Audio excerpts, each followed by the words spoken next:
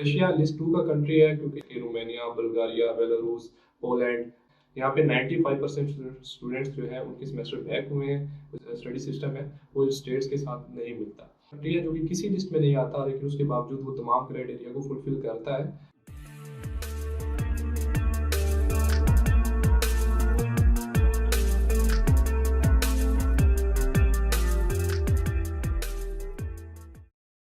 बिस्मिल्लाहिर्रहमानिर्रहीम, अस्सलाम वालेकुम, welcome to my YouTube channel. My name is Hamad Khan. आज की इस वीडियो में हम बात करेंगे एमबीबीएस माइग्रेशन के बारे में। पिछले कुछ सालों से पीएमसी की आए रोज डिफरेंट प्लेसेस की वजह से बहुत से स्टूडेंट्स ने माइग्रेशन की और अभी भी बहुत से स्टूडेंट्स हैं जो कि माइग्रेशन कर रहे हैं। इसकी मेन वजह वो पीएमसी की डेली बरेली तब्दील होने वाली प्लेसेस हैं जो कि स्टूडेंट्स को उनके फ्यूचर के बारे में सिक्योर नहीं करती, तो उस वजह से वो अपने माइग्रेशन करते हैं। तो इस वीडियो में मैं आपको बताऊंगा कि वो कौन से कंट्रीज़ हैं जो कि आपके लिए बेस्ट हो सकते हैं माइग्रेशन के लिए। और अगर आप किसी ऐसे कंट्री में पढ़ रहे हैं जो कि किसी भी लिस्ट में नहीं है, यानी पीएमसी की किसी लिस्ट के मुताबिक नहीं है, तो क्या वो कंट्री भी आपके लिए सेफ हो सकता है या नहीं हो सकता। तो अगर आप भी माइग्रेशन करना चाहते हैं या आपका कोई ऐसा प्लान है, तो this video is going to be very interested for you all guys who want to migrate. So इस वीडियोस को एंड तक देखिएगा और चैनल को सब्सक्राइब कीजिएगा ताकि हमें भी एक मोटिवेशन मिले कि ऐसी वीडियोस आपको पसंद आती हैं और आपके काम की हैं, ताकि हम ऐसी और वीडियोस बनाते रहें। तो वीडियो को एंड तक देखिएगा। सबसे पहले हम पीएमसी की पॉलिसी की बात करते हैं। इस वक्त जो पीएमसी ने पॉलिसी अपडेट की हुई है अपनी वेबसाइट पे, उससे पहले जो पॉलिसी अपलोड थी वो भी उसी तरह स्टेबल है। तो उससे स्टूडेंट्स के दरम्यान में काफ़ी कन्फ्यूजन आ रही है क्योंकि कुछ students A listed be listed जो पुरानी पॉलिसी थी उसके मुताबिक देख रहे हैं और उसी तरह से अपनी यूनिवर्सिटीज़ को जो सेट करते हैं कि ए लिस्ट में है या बी लिस्ट में। लेकिन ओरिजिनली एक न्यू पॉलिसी अपडेट हो चुकी है जो कि 1-2 मंथ हो चुके हैं। तो ओरिजिनली हमेशा न्यू आने वाली पॉलिसी जो होती है वही एप्लीकेबल होती है। तो उस पॉलिसी के हिसाब से मैं बात करूँगा। तो इस पॉलिसी के हिसाब से हम बात करेंगे तो 2 तरह की कंट्री हैं, कंट्री लिस्ट 1 और कंट्री लिस्ट 2। अब हर कंट्री के अंदर आगे जैसे कि कंट्री लिस्ट 1 के अंदर लिस्ट ए के कॉलेजेस हैं, कंट्री लिस्ट बी के 2 के अंदर लिस्ट बी के कॉलेजेस हैं। तो इस तरह से हम जस्ट कंट्री लिस्ट 1 और 2 की बात करेंगे क्योंकि ए और बी लिस्ट के कॉलेजेस उन्हीं के अंदर आ जाते हैं। इस तरह से हम सबसे पहले कंट्री लिस्ट 1 के लिए कौन सा रूल एप्लीकेबल है और उनके लिए क्या रिक्वायरमेंट है फ्यूचर के लिए, उसकी बात करेंगे। देन लिस्ट 2 की, और देन वो कंट्री जो किसी लिस्ट में नहीं है। इस तरह से हम देखेंगे कि वो कौन सा कंट्री है जो कि एप्लीकेबल होता है इन सब प्लेसेस के हिसाब से और वो सबसे ज़्यादा सेफ हो सकता है। तो मैं जस्ट इस वीडियो में आपको डिफरेंट कंट्रीज़ के बारे में एक ओवरव्यू दूंगा, देन यू कैन डिसाइड कि आपको कहाँ माइग्रेशन करनी चाहिए। तो अगर ओवरऑल बात करें तो सबसे पहले अगर कंट्री लिस्ट 1 की बात करें तो कंट्री लिस्ट 1 वही कंट्री है जो कि बोर्ड डेवलप है। तो देयर इज़ नो चांस कि वो स्टूडेंट्स भी पाकिस्तान में वापस रिटर्न जाएंगे क्योंकि उनकी फीस बहुत ज़्यादा है। एक तो वो स्टूडेंट्स वहाँ जाते हैं जो कि अफोर्ड करते हैं और वो फ्यूचर को सेट कर लेते हैं उसी कंट्री में। लेकिन अगर उनकी पॉलिसी की बात करें तो उनमें उन स्टूडेंट्स को कोई ज़्यादा चीज़ें रिक्वायर्ड नहीं होती। वो जस्ट अपनी अगर ग्रेजुएशन कंप्लीट करने के बाद उन्हें जस्ट वहाँ से हाउस जॉब करनी है। अगर हाउस जॉब नहीं करते तो उन्हें उस कंट्री से लाइसेंस चाहिए। अगर लाइसेंस भी नहीं मिलता तो वो कॉलेज या वो यूनिवर्सिटी या फिर वो कंट्री जो है वो उनको ये इंश्योर कर दे कि पीएमजी को कि ये स्टूडेंट जो है ये प्रैक्टिस करने के लिए काबिल है, तो उन स्टूडेंट्स को एनएलई के लिए अलाउ कर दिया जाएगा। अब बात करते हैं कंट्री लिस्ट 2 की।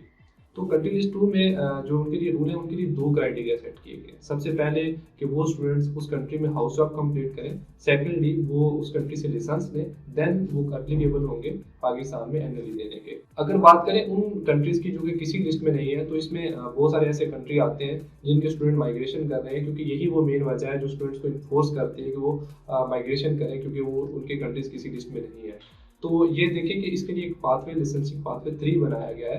यानी वो स्टूडेंट जो कि किसी लिस्ट में नहीं है, किसी कंट्री लिस्ट में नहीं है, तो वो उनके लिए 3 रिक्वायरमेंट्स रखी गई हैं। सबसे पहले कि वो उस कंट्री से अंडर ग्रेजुएशन कंप्लीट करने के बाद वो उधर से हाउस जॉब कंप्लीट करें।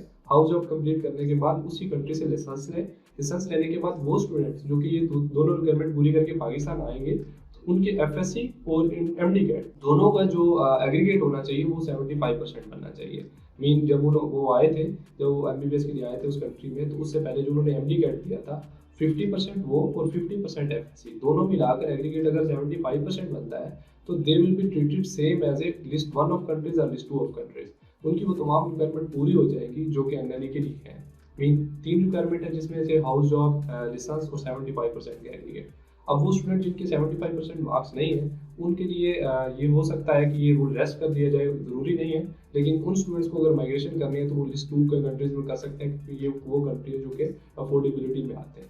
लेकिन वो स्टूडेंट्स अगर लिस्ट 2 में भी जाते हैं, क्योंकि मेजॉरिटी स्टूडेंट यही है जो कि लिस्ट 2 की तरफ माइग्रेशन कर रही है, क्योंकि इसके अंदर रशिया मेन आता है, रशियन फेडरेशन, इसके अलावा चाइना है।